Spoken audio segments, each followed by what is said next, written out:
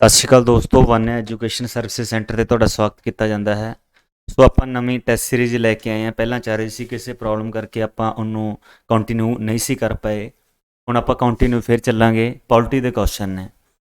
ਸੋ ਪਹਿਲਾ ਕੁਐਸਚਨ ਹੈਗਾ ਆਪਣੇ ਕੋਲੇ, in which of the following act the provision was made for the establishment of Supreme Court at Calcutta.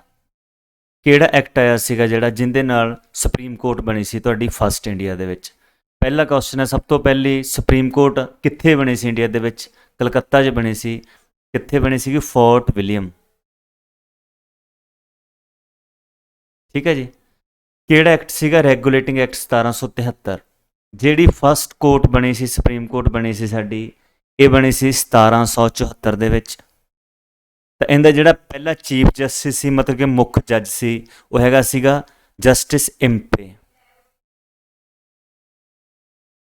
So next question ਦੇਖਦੇ ਹਾਂ, by which one of the following act was the federal court in India created. Federal court, federal ਦਾ ਮਤਲਬ ਹੁੰਦਾ ਕਿਸੇ ਰਾਜ ਦੀ, centre ਦੀ ਸ਼ਕਤੀ ਕੋਲ ਪਾਵਰਾਂ ਜ਼ਿਆਦੀਆਂ ਹੋਣ, ਇੱਕ ਸਟੇਟ ਦੀ ਸਰਕਾਰ ਕੋਲ ਪਾਵਰਾਂ ਘੱਟ ਹੋਣ। ਤਾਂ by which of the following act was the federal court of India created. Second ਦਾ ਉੱਤਰ ਹੈਗਾ ਤੁਹਾਡਾ D, Government of India act 1935। ਇਹਦੇ ਨਾਲ ਤੁਹਾਡੀ ਕਿਹੜੀ ਕੋਰਟ ਬਣੀ ਸੀ? Federal court.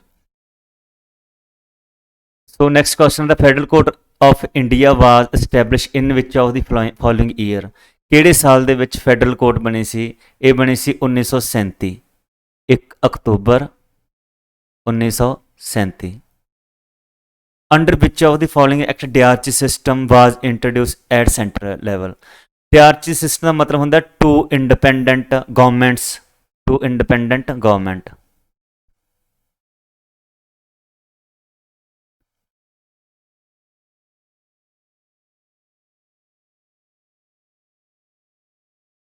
To independent government. ਠੀਕ ਹੈ ਜੀ। ਤਾਂ ਇਹ ਕਿਹੜਾ ਐਕਟ ਸੀ? ਫੋਰਥ ਦਾ ਤੁਹਾਡਾ ਹੈਗਾ ਸੀ। ਫੋਰਥ ਦਾ ਕੀ ਹੈ ਜੀ ਆਪਣਾ? ਸੀ, government of India act 1935। Next ਹੈ, which of the following act set up dyarchy system at centre level. ਕਿਹੜਾ ਐਕਟ ਸੀਗਾ, ਕਿਹੜਾ ਕਾਨੂੰਨ ਸੀ ਜਿਹਦੇ ਨਾਲ ਡਿਆਰਚੀ ਸਿਸਟਮ ਆਪਾਂ ਸੈਂਟਰ ਲੈਵਲ ਤੇ ਇੰਟਰੋਡਿਊਸ ਕੀਤਾ ਸੀਗਾ? ਫਿਫਥ ਦਾ ਹੈਗਾ ਏ, government of India act 1935। Next ਹੈ ਦਾ ਐਕਟ ਆਫ 1909 ਕਾਹਦੇ ਨਾਲ ਰਿਲੇਟਡ ਹੈ? ਇਹ ਹੈਗਾ ਇੰਟਰੋਡਕਸ਼ਨ ਆਫ ਸੈਪਰੇਟ ਇਲੈਕਟੋਰਲ। ਇਹ ਕੀ ਸੀਗਾ? ਇਹਨੂੰ ਮੋਰਲੇਮੈਂਟ ਰਿਫਾਰਮ ਵੀ ਕਹਿ ਲੈਂਦੇ ਆਪਾਂ, ਮੋਰਲੇਮੈਂਟ ਰਿਫਾਰਮ।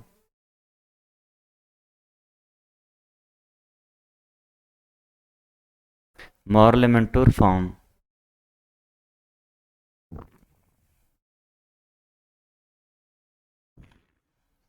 ਠੀਕ ਹੈ ਜੀ। ਜਾਂ ਇਹਨੂੰ ਕੌਮੂਨਲ ਅਵਾਰਡ ਵੀ ਬੋਲ ਦਿੰਦੇ ਆ, ਕੌਮੂਨਲ ਅਵਾਰਡ, ਸੌਰੀ ਕੌਮੂਨਲ ਰਿਪਰਜੈਂਟੇਸ਼ਨ।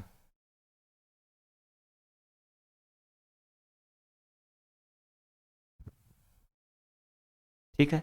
ਇਹ ਕਾਹਦੇ ਵਾਸਤੇ ਸੀਗਾ? ਇਹ ਮੁਸਲਿਮ ਕਮਿਊਨਿਟੀ ਨੂੰ ਸੈਪਰੇਟ ਇਲੈਕਸ਼ਨਾਂ ਦੀ ਇਜਾਜ਼ਤ ਦੇ ਦਿੱਤੀ ਗਈ ਸੀਗੀ। ਇਹਦੀ ਮੰਗ ਕੀਤੀ ਸੀਗੀ, ਤੁਹਾਡੀ ਮੁਸਲਿਮ ਲੀਗ ਬਣੀ ਹੋਈ ਸੀ ਇੱਕ 1906 ਦੇ ਵਿੱਚ। ਤਾਂ ਮੁਸਲਿਮ ਕਮਿਊਨਿਟੀ ਦੀ ਮੰਗ ਸੀਗੀ ਸਾਨੂੰ ਵੱਖਰੀ ਇਲੈਕਸ਼ਨ ਕਰਾਉਣ ਦੀ ਇਜਾਜ਼ਤ ਦਿੱਤੀ ਜਾਵੇ। 1908 ਦੇ ਵਿੱਚ ਅੰਮ੍ਰਿਤਸਰ ਸੈਸ਼ਨ ਹੋਇਆ ਸੀ, ਤੁਹਾਡਾ ਅੰਮ੍ਰਿਤਸਰ ਸੈਸ਼ਨ। ਇਹ ਜਿਹੜਾ ਪ੍ਰੈਜ਼ਾਈਡ ਕੀਤਾ ਸੀ ਸਰ ਸੈਯਦ ਅਲੀ ਇਮਾਨ ਸੀ, ਸੈਯਦ ਅਲੀ ਇਮਾਨ। ਠੀਕ ਹੈ। ਇਹਨਾਂ ਨੇ ਸੈਪਰੇਟ ਇਲੈਕਸ਼ਨ ਦੀ ਮੰਗ ਕੀਤੀ ਸੀ ਮੁਸਲਿਮ ਵਾਸਤੇ। ਸੋ 1909 ਦੇ ਵਿੱਚ ਤੁਹਾਡੀਆਂ ਮੋਰਲੇਮੈਂਟ ਰਿਫਾਰਮ ਆਈਆਂ ਸੀਗੀਆਂ। ਠੀਕ ਹੈ, ਜਿਹਨੂੰ ਆਪਾਂ ਕਾਮਨਲ ਰਿਪਰਜੈਂਟੇਸ਼ਨ ਵੀ ਬੋਲ ਦਿੰਦੇ ਹਾਂ। ਤਾਂ ਮੁਸਲਿਮ ਕਮਿਊਨਿਟੀ ਨੂੰ ਵੱਖਰੀ ਇਲੈਕਸ਼ਨ ਕਰਾਉਣ ਦੀ ਇਜਾਜ਼ਤ ਮਿਲੀ ਸੀ ਇਸ ਐਕਟ ਦੇ ਤਹਿਤ, ਗਵਰਨਮੈਂਟ ਆਫ ਇੰਡੀਆ ਐਕਟ 1909। ਅੱਗੇ ਹੈਗਾ, which of the following act introduce the bicameral legislature. Bicameral ਦਾ ਮਤਲਬ ਹੁੰਦਾ ਦੋ ਸਦਨ, ਦੋ ਸਦਨ ਇਹਦਾ ਮਤਲਬ ਹੁੰਦਾ ਦੋ ਸਦਨ। ਤਾਂ ਕਿਹੜਾ ਐਕਟ ਸੀ? ਸੈਮ ਦਾ ਤੁਹਾਡਾ ਹੈਗਾ ਸੀ, government of India act 1919।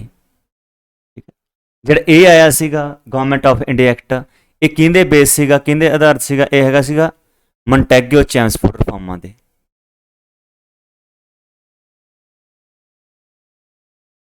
ਮੋਂਟੈਗਿਊ ਚੈਮਸਫੋਰਡ reforms.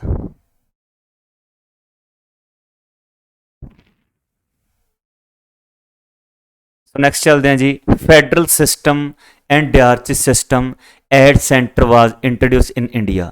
8th ਦਾ ਹੈਗਾ ਸੀ, ਆਪਾਂ ਪਹਿਲਾਂ ਵੀ ਕਰ ਚੁੱਕੇ ਹਾਂ, ਗਵਰਨਮੈਂਟ ਆਫ ਇੰਡੀਆ ਐਕਟ 1935। ਅੱਗੇ ਹੈਗਾ ਹਾਊ ਵਰ ਦਾ ਮੈਂਬਰਸ ਆਫ ਕੌਂਸਟੀਟਿਊਐਂਟ ਅਸੈਂਬਲੀ। ਦੇਖੋ ਜਿਹੜੀ ਕੌਂਸਟੀਟਿਊਐਂਟ ਅਸੈਂਬਲੀ ਹੈ, ਸੰਵਿਧਾਨ ਬਣਾਉਣ ਦੀ ਕਮੇਟੀ ਹੈ, ਇਹਦੀ ਮੀਟਿੰਗ ਹੋਈ ਸੀ ਇੱਕ 9 ਦਸੰਬਰ 1946 ਨੂੰ ਫਸਟ ਮੀਟਿੰਗ ਹੋਈ ਸੀ। ਤਾਂ ਸਾਡਾ ਸੰਵਿਧਾਨ ਹੈ ਜਿਹੜਾ, ਇਹ ਕੈਬਨਿਟ ਮਿਸ਼ਨ ਪਲਾਨ ਦੇ ਤਹਿਤ ਇਜਾਜ਼ਤ ਮਿਲੀ ਸੀ ਸੰਵਿਧਾਨ ਬਣਾਉਣ ਦੀ। ਤਾਂ ਕਿਹੜੇ ਮੈਂਬਰ ਸੀ? ਬਾਏ ਪ੍ਰੋਵਿੰਸ਼ੀਅਲ ਅਸੈਂਬਲੀ ਦਾ ਆਨਸਰ ਬਣੂਗਾ। ਜਿਹੜਾ ਇਹਦਾ ਮੈਂਬਰ ਲਾਇਆ ਗਿਆ ਸੀ, ਚੇਅਰਪਰਸਨ ਲਾਇਆ ਸੀ, ਕੱਚੇ ਤੌਰ ਤੇ ਲਾਇਆ ਸੀ, ਉਹ ਹੈਗਾ ਸੀਗਾ ਸਚਿਦਾਨੰਦ ਸਿਨਹਾ।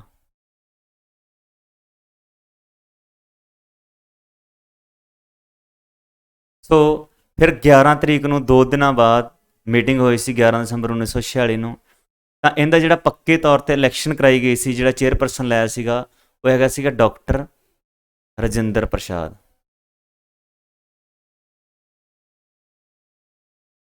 ਜਿਹੜਾ ਸਾਡਾ ਸੰਵਿਧਾਨ ਬਣਿਆ ਫਿਰ ਇਹਨਾਂ ਦੇ ਅੰਡਰ ਬਣਿਆ ਸੀ, ਪ੍ਰੈਜ਼ੀਡੈਂਟਸ਼ਿਪ ਹੇਠ ਬਣਿਆ ਸੀਗਾ।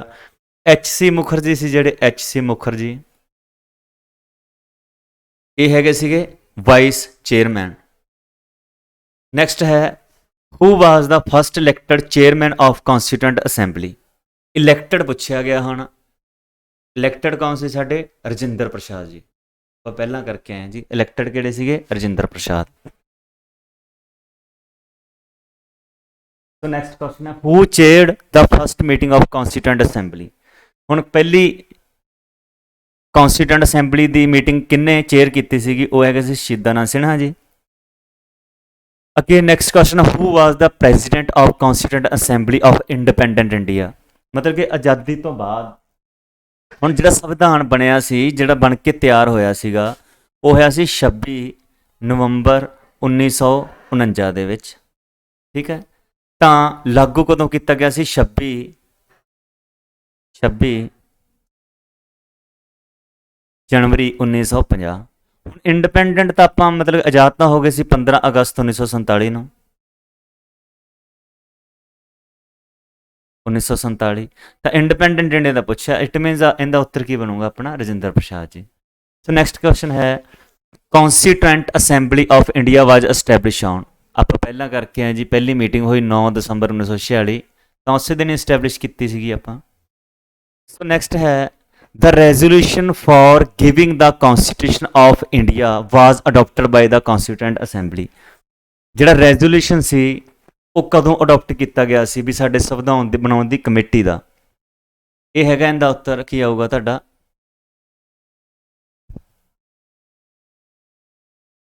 22 ਜਨਵਰੀ 1947। ਸੋ ਨੈਕਸਟ ਹੈ who propose the preamble before the drafting committee. Preamble ਕੀ ਹੈ? ਇੱਕ ਸਾਰ ਹੈ, ਕਰਕਸ ਹੈ ਸਾਰੇ ਸੰਵਿਧਾਨ ਦੀ, ਜਿੱਥੇ ਮੰਨ ਲਓ ਜਿਵੇਂ ਆਪਣੀ ਬੁੱਕਸ ਦਾ ਇੰਡੈਕਸ ਹੁੰਦਾ ਹੈ, ਇਸੇ ਤਰੀਕੇ ਸਾਡਾ ਕੀ ਹੈ? ਪ੍ਰੀਐਂਬਲ ਹੈ। ਤਾਂ ਕਿਹਨੇ ਕਿਹਾ ਸੀਗਾ ਵੀ ਸਾਡਾ ਪ੍ਰੀਐਂਬਲ ਹੋਣਾ ਚਾਹੀਦਾ ਹੈ? ਉਹ ਕਿਹਾ ਸੀਗਾ ਸਾਡੇ ਜਵਾਹਰ ਲਾਲ ਨਹਿਰੂ ਜੀ ਨੇ। ਠੀਕ ਹੈ। Who was the following presented the objective resolution? Objective resolution ਦਾ ਨਾਮ ਹੀ ਪ੍ਰੀਐਂਬਲ ਦਿੱਤਾ ਗਿਆ ਸੀਗਾ ਬਾਅਦ ਦੇ ਵਿੱਚ। ਇਹ ਕੌਣ ਸੀਗੇ? ਆਪਣੇ ਪੰਡਿਤ ਜਵਾਹਰ ਲਾਲ ਨਹਿਰੂ। ਇਹ 1946 ਦੇ ਵਿੱਚ ਇਹਨਾਂ ਨੇ ਕਿਹਾ ਸੀਗਾ ਵੀ ਪ੍ਰੀਐਂਬਲ ਹੋਣਾ ਚਾਹੀਦਾ। ਸੋ ਨੈਕਸਟ ਹੈ how many sessions of Indian constituent assembly were conducted for the formulation of Indian constitution. ਸਾਡੇ ਸੰਵਿਧਾਨ ਬਣਾਉਣ ਦੀ ਕਮੇਟੀ ਦੇ ਜਿਹੜੇ ਸੈਸ਼ਨ ਹੋਏ ਸੀ ਉਹ ਕਿੰਨੇ ਹੋਏ ਸੀ? ਉਹ ਹੋਏ ਸੀ 12। ਨੈਕਸਟ ਹੈ how much time the constituent assembly took to frame the constitution of India. ਸਾਡੇ ਸੰਵਿਧਾਨ ਬਣਾਉਣ ਨੂੰ ਕਿੰਨਾ ਸਮਾਂ ਲੱਗਿਆ ਸੀ? ਸਾਡੇ ਸੰਵਿਧਾਨ ਬਣਾਉਣ ਨੂੰ ਸਮਾਂ ਲੱਗਿਆ ਸੀ 2 ਸਾਲ 11 ਮਹੀਨੇ 18 ਦਿਨ। ਕਿੰਨਾ ਸਮਾਂ ਲੱਗਿਆ ਸੀ? 2 ਸਾਲ 11 ਮਹੀਨੇ 18 ਦਿਨ। ਨੈਕਸਟ ਹੈ who among the following was the chairman of the union constitution committee. Union constitution committee ਦਾ ਪ੍ਰੈਜ਼ੀਡੈਂਟ ਕੌਣ ਸੀ? ਚੇਅਰਮੈਨ ਕੌਣ ਸੀ? ਇਹ ਹੈਗੇ ਸੀ ਜਵਾਹਰ ਲਾਲ ਨਹਿਰੂ ਜੀ।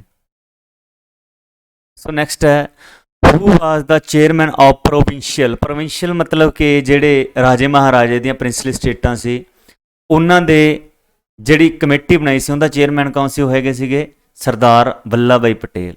ਸਰਦਾਰ ਵੱਲਭ ਭਾਈ ਪਟੇਲ ਨੂੰ ਸਟਰੋਂਗ ਮੈਨ ਜਾਂ ਆਇਰਨ ਮੈਨ ਵੀ ਕਿਹਾ ਜਾਂਦਾ ਹੈ,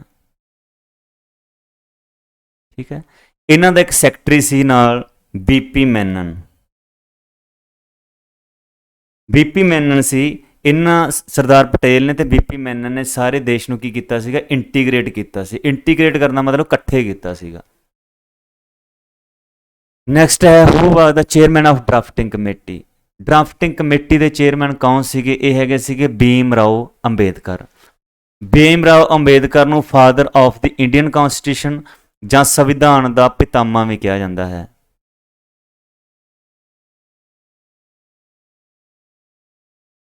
ਸੰਵਿਧਾਨ ਦਾ ਪਿਤਾਮਾ। ਸੋ ਨੈਕਸਟ ਹੈ who was the chairman of advisory committee on fundamental rights. Fundamental rights ਦੀ ਸਲਾਹਕਾਰ ਕਮੇਟੀ ਸੀ, ਉਹਦਾ ਚੇਅਰਮੈਨ ਕੌਣ ਸੀ? And minority constituent by the constituent assembly. ਇਹ ਹੈਗੇ ਸੀ ਤੁਹਾਡੇ ਸਰਦਾਰ ਪਟੇਲ, ਸਰਦਾਰ ਵੱਲਭ ਭਾਈ ਪਟੇਲ। ਸੋ ਨੈਕਸਟ ਹੈ the drafting committee of the constitution assembly under B.R. Ambedkar had how many other member? ਦੇਖੋ ਕੁੱਲ ਤਾਂ ਹੈਗੇ ਸੀ 7 ਮੈਂਬਰ। ਜਦੋਂ B.R. ਅੰਬੇਦਕਰ ਦੇ ਸਮੇਤ ਗੱਲ ਕੀਤੀ ਜਾਵੇ 7 ਸੀ, ਪਰ ਇੱਥੇ ਅਦਰ ਮੈਂਬਰ ਪੁੱਛੇ ਨੇ। ਅਦਰ ਕਿੰਨੇ ਸੀਗੇ? 6। ਕੁੱਲ 7 ਸੀ, ਪਰ ਅਦਰ ਪੁੱਛਿਆ ਹੋਇਆ, ਧਿਆਨ ਰੱਖਣਾ ਕੁਐਸਚਨ ਦਾ। ਤਾਂ ਕਿੰਨੇ ਸੀਗੇ? 6 ਹੋਰ ਮੈਂਬਰ ਸੀ। ਨੈਕਸਟ ਹੈ who among the following was not a member of drafting committee. 6 member ਹੋਰ ਸੀ। ਚੇਅਰਮੈਨ ਆਪਣੇ B.R. ਅੰਬੇਦਕਰ ਜੀ ਸੀਗੇ, ਮੁਹੰਮਦ ਸਾਦੁੱਲਾ ਹੈਗੇ ਸੀਗੇ, K.M. ਮੁੰਸ਼ੀ ਹੈਗੇ ਸੀਗੇ, ਜਵਾਹਰ ਲਾਲ ਨਹਿਰੂ ਨਹੀਂ ਸੀਗੇ, ਠੀਕ ਹੈ। ਇਹਦਾ ਉੱਤਰ ਕੀ ਬਣੂਗਾ? ਜਵਾਹਰ ਲਾਲ ਨਹਿਰੂ। A.K. ਅੰਗਾਕਾਰ ਵੀ ਹੈਗੇ ਸੀਗੇ, ਇੱਥੇ ਗਲਤ ਲਿਖਿਆ ਹੋਇਆ, ਠੀਕ ਹੈ। So next the constituent assembly set up a drafting committee under the chairmanship of B.R. Ambedkar. B.R. Ambedkar ਦੇ ਚੇਅਰਮੈਨਸ਼ਿਪ ਦੇ ਅੰਡਰ ਸਾਡੀ ਕੌਂਸਟੀਟਿਊਐਂਟ ਅਸੈਂਬਲੀ ਸੈਟਅਪ ਕੀਤੀ ਗਈ। ਕਦੋਂ ਕੀਤੀ ਗਈ ਸੀ? 29 ਅਗਸਤ 1947 ਨੂੰ।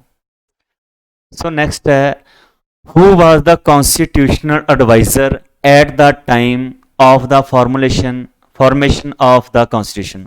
ਜਦੋਂ ਸਾਡਾ ਸੰਵਿਧਾਨ ਬਣ ਰਿਹਾ ਸੀ ਤਾਂ ਐਡਵਾਈਜ਼ਰ ਕੌਂਸਟੀਟਿਊਸ਼ਨਲ ਕੌਣ ਸੀ? ਉਹ ਹੈਗੇ ਸੀ B.N. ਰਾਓ।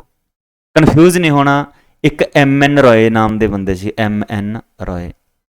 M.N. ਰਾਏ ਕੌਣ ਸੀ? ਜਿਨ੍ਹਾਂ ਨੇ ਸੰਵਿਧਾਨ ਬਣਾਉਣ ਦਾ ਆਈਡੀਆ ਦਿੱਤਾ ਸੀ 1934 ਚ। ਤਾਂ ਜਿਹੜੇ ਕੌਂਸਟੀਟਿਊਸ਼ਨ ਦਾ ਆਈਡੀਆ ਦਿੱਤਾ ਉਹ M.N. ਰਾਏ ਸੀ। ਮਤਲਬ M ਤੋਂ ਯਾਦ ਰੱਖਣਾ ਮੇਨ ਪਰਸਨ ਜਿਨ੍ਹਾਂ ਨੇ ਆਈਡੀਆ ਦਿੱਤਾ। B ਮਤਲਬ ਕਿ ਐਡਵਾਈਜ਼ਰ, ਠੀਕ ਹੈ। B ਤੋਂ ਵੀ ਯਾਦ ਰੱਖਣਾ B.N. ਰਾਓ ਤੋਂ ਐਡਵਾਈਜ਼ਰ। ਨੈਕਸਟ ਹੈ the first draft of the constitution was prepared by. First constitution draft prepared ਕਿਹਨੇ ਕੀਤਾ ਸੀ? ਆਪਣੇ B.R. ਅੰਬੇਦਕਰ ਜੀ ਨੇ। ਸੋ ਨੈਕਸਟ ਹੈ when did the constituent assembly adopted the national flag. National flag ਕਦੋਂ ਅਡੋਪਟ ਕੀਤਾ ਗਿਆ? ਇਹ ਕੀਤਾ ਗਿਆ ਸੀਗਾ 22 ਜੁਲਾਈ 1947 ਨੂੰ। 22 ਜੁਲਾਈ 1947 ਨੂੰ। ਸੋ ਨੈਕਸਟ ਹੈ who was the chairman of national flag committee. National flag committee ਦੇ ਚੇਅਰਮੈਨ ਕੌਣ ਸੀ? 28 ਦਾ ਕੀ ਹੈ ਤੁਹਾਡਾ ਜੀ? P doctor Rajendra Prasad. So next question ਹੈ the constitution of India was completed on. ਦੇਖੋ ਜਦੋਂ ਸੰਵਿਧਾਨ ਬਣ ਕੇ ਤਿਆਰ ਹੋ ਗਿਆ ਸੀ, ਇਹ ਡੇਟ ਹੈਗੀ ਸੀ 26 ਨਵੰਬਰ 1949। ਸੋ ਨੈਕਸਟ ਕੁਐਸਚਨ ਹੈ when was the third reading of Indian constituent assembly started. ਤੀਜੀ ਰੀਡਿੰਗ ਕਦੋਂ ਸਟਾਰਟ ਹੋਈ ਸੀ? ਤੀਜੀ ਰੀਡਿੰਗ ਹੋਈ ਸੀਗੀ ਸਟਾਰਟ 25 ਨਵੰਬਰ 1948 ਨੂੰ। 25 ਨਵੰਬਰ 1948। ਲਾਸਟ ਕੁਐਸਚਨ ਹੈ ਇੰਡੀਅਨ ਕੌਂਸਟੀਟਿਊਸ਼ਨ ਵਾਜ ਅਡੋਪਟਡ ਬਾਏ ਦਾ ਕੌਂਸਟੀਟਿਊਐਂਟ ਅਸੈਂਬਲੀ। ਕੌਂਸਟੀਟਿਊਸ਼ਨ ਅਡੋਪਟ ਕਦੋਂ ਕੀਤਾ ਗਿਆ? ਇਹਦਾ ਹੈਗਾ 26 ਨਵੰਬਰ 1949। 26 ਨਵੰਬਰ 1949, ਠੀਕ ਹੈ। ਨਹੀਂ ਪਰ ਗਲਤ ਹੈ ਜੀ, ਅਡਾਪਟ ਤਾਂ ਕੀਤਾ ਸੀ ਅਸੀਂ 26 ਜਨਵਰੀ 1950 ਨੂੰ, ਇੱਥੇ ਹੈ ਨਹੀਂ ਆਪਸ਼ਨ 'ਚ। ਠੀਕ ਹੈ ਜੀ, ਇੰਪਲੀਮੈਂਟ ਜਿਹੜਾ ਹੋ ਗਿਆ ਸੀ ਉਹ ਅਡਾਪਟ ਕੀਤਾ ਸੀ 26 ਨਵੰਬਰ 1949 ਨੂੰ, ਪਰ ਲਾਗੂ ਕਦੋਂ ਕੀਤਾ ਗਿਆ ਸੀ 26 ਜਨਵਰੀ 1950 ਨੂੰ। ਸੋ ਰਾਜੀ ਜਿਹੜਾ ਵੀ ਤੁਹਾਡਾ ਡਾਊਟ ਹੁੰਦਾ ਪਲੀਜ਼ ਇਸ ਨੰਬਰ ਤੇ ਤੁਸੀਂ ਮੈਸੇਜ ਕਰਕੇ WhatsApp ਤੇ ਪੁੱਛ ਸਕਦੇ ਹੋ। ਸੋ ਜਿੰਨੇ ਵੀ ਟੈਸਟ ਸੀਰੀਜ਼ ਇੰਸਟੀਚਿਊਟ ਦੇ ਵਿੱਚ ਆਫਲਾਈਨ ਚੱਲ ਰਹੀ ਹੈ, ਜਿਹਨੇ ਟੈਸਟ ਸੀਰੀਜ਼ ਜੁਆਇਨ ਕਰਨੀ ਆ ਜਾਂ ਕਿਸੇ ਨੇ ਆਫਲਾਈਨ ਕੋਚਿੰਗ ਲੈਣੀ ਆ, ਸੋ ਇਸ ਨੰਬਰ ਤੇ ਕੰਟੈਕਟ ਕਰ ਸਕਦਾ ਹੈ। ਸੋ ਤੁਹਾਡਾ ਕੋਈ ਵੀ ਸੁਝਾਅ ਹੋਵੇ ਕਮੈਂਟ ਬਾਕਸ ਦੇ ਵਿੱਚ ਤੁਸੀਂ ਸ਼ੇਅਰ ਕਰ ਸਕਦੇ ਹੋ। ਸੋ ਕੱਲ੍ਹ ਨੂੰ ਨਵੀਂ ਵੀਡੀਓ ਦੇ ਨਾਲ ਮਿਲਦੇ ਹਾਂ, ਤਦ ਤੱਕ ਲਈ ਧੰਨਵਾਦ, ਥੈਂਕ ਯੂ, ਜਿੰਦਾਬਾਦ।